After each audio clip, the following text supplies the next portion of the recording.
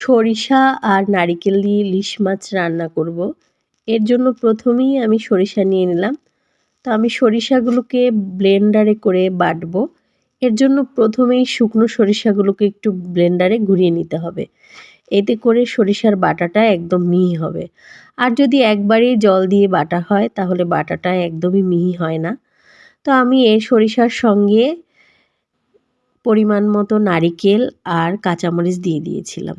দিয়ে একটুখানি জল দিয়ে এটাকে ভালো করে পেস্ট করে নিয়েছি। তো আমার পেস্ট করা হয়ে গেছে। এবার আমি চলে আসলাম রান্নার কাছে। তো প্রথমেই আমি একটা কড়াইতে আমার ওই পেস্টটাকে ঢেলে নিলাম।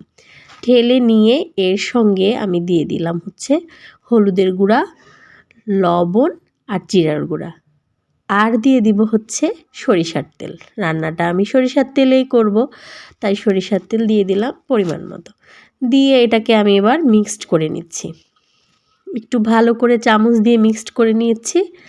আর আগেই আমি মাছগুলোকে কেটে বেছে ধুয়ে রেখেছিলাম। তো এইবার আমি এই পেস্টটার মধ্যেই মাছগুলো দিয়ে দিচ্ছি সব মাছগুলোকে দিয়ে পরিমাণ মতো ঝোলের জল দিয়ে দেব।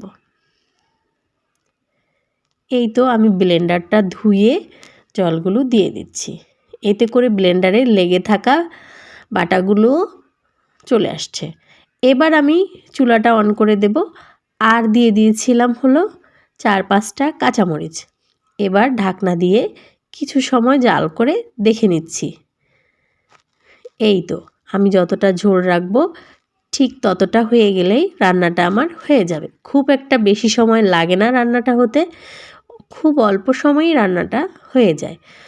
তো আমি একটু নাড়াচাড়া করে দিয়েছিলাম যাতে করে নিচে দিয়ে লেগে না যায়। তো এখন আমি এটাকে আরেকটু সময় ঢেকে রেখেছিলাম।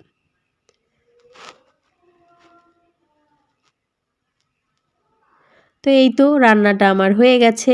এবার ধনেপাতা দিয়ে দিলেই রান্নাটা একদম রেডি। তো আমার মতো করে কে কে এভাবে সরিষা ইলিশ রান্না করেন